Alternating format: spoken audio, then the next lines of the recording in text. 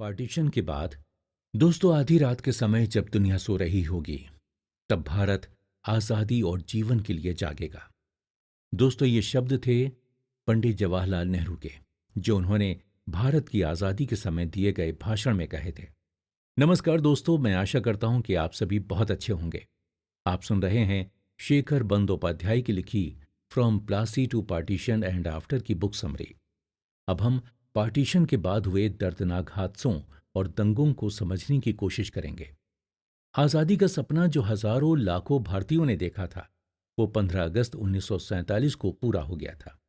हर जगह तिरंगा फहराया जा रहा था और राष्ट्रगान गाया जा रहा था। हवा में खुशी की लहर झूम रही थी। 14 अगस्त की आधी रात को पंडित जवाहरलाल नेहरू ने बहुत ही फेमस भाषण दिया था, जिसका नाम था ट्राइस्ट विद डेस्टिनी। ये भाषण भारत के एक नए और मजबूत भविष्य की बात करता था। ये भाषण उम्मीदों और सकारात्मक सोच से भरा हुआ था। इस भाषण ने उस समय मौजूद सभी लोगों में भारत को आगे ले जाने का जोश भर दिया था। लेकिन आज़ादी के इस अवसर पर गांधी जी वहां मौजूद नहीं थे। जी हां, भारत के राष्ट्रपिता कहे जाने वाले गांधी जी भारत की आज़ादी के जश्न में मौजूद नहीं थे। तो आखिर कहाँ थे गांधी जी? दोस्तों 15 अगस्त 1947 को आज़ादी की खुशियों के साथ साथ हमें पार्टीशन का गम भी मिला था। पार्टीशन की वजह से बहुत से लोग भारत से पाकिस्तान गए थे और बहुत से पाकिस्तान से भारत आए थे। इसके चलते लोगों ने दूसरे धर्म के लोगों के खिलाफ हिंसक कदम उठाए थे, जिसकी वजह से बहुत से मासूम लोगों की जानें चली गई थीं। इन सांप्रदायिक दंगों को देखकर भारत में मुस्लिम और पाकिस्तान में हिंदू अपने भविष्य को लेकर परेशान थे। इन दंगों से पंजाब और बंगाल बहुत प्रभावित हुए थे। गांधी जी इस समय बंगाल में दंगों से पीड़ित लोगों की सेवा कर रहे थे। उनके आश्वासन दिलाने के बाद भी बहुत से लोग अपने भविष्य को लेकर असमंजस में थे। पंजाब और बंगाल में दंगों के बढ़ने के बाद लॉ एंड ऑर्डर हाथ से निकलता जा रहा था।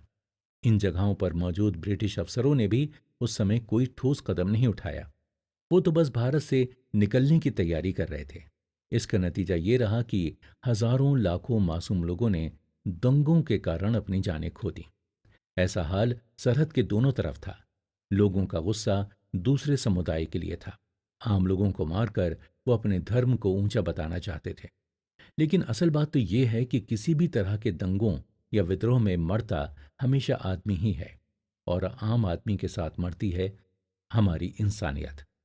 पार्टीशन के बाद के दंगों ने दोनों देशों के लोगों के दिलों पर गहरे जख्म छोड़े हैं। इन जख्मों को ठीक होने में सदियां लग जाएंगी। पार्टीशन के बाद आए रिफ्यूजीज का हाल बहुत खराब था। न उनके पास रहने को घर था, न पैसे थे, और न ही भविष्य था। भारत में आए रिफ्यूजीज के लिए सरकार ने उस समय काफी कदम उठाए थे। उन्हें आर्थिक रूप से काफी समर्थन दिया था। उन्हें घर, नौकरी और अच्छे भविष्य देने का सारा काम सरकार ने ही किया था। आज हर वो इंसान जो पाकिस्तान से भारत आया था, वो ये कह सकता है कि उसे भारत में एक अच्छा भविष्य मिला है। अगले एपिसोड में हम जानेंगे कि किस तरह भारत के अलग अलग स्टेट्स को एक साथ लाया गया और इसमें किस तरह की परेशानियों का सामना करना पड़ा था। तो बने रहिए हमारे साथ और सुनते रहिए कुकू एफएम, सुने जो मन चाहे।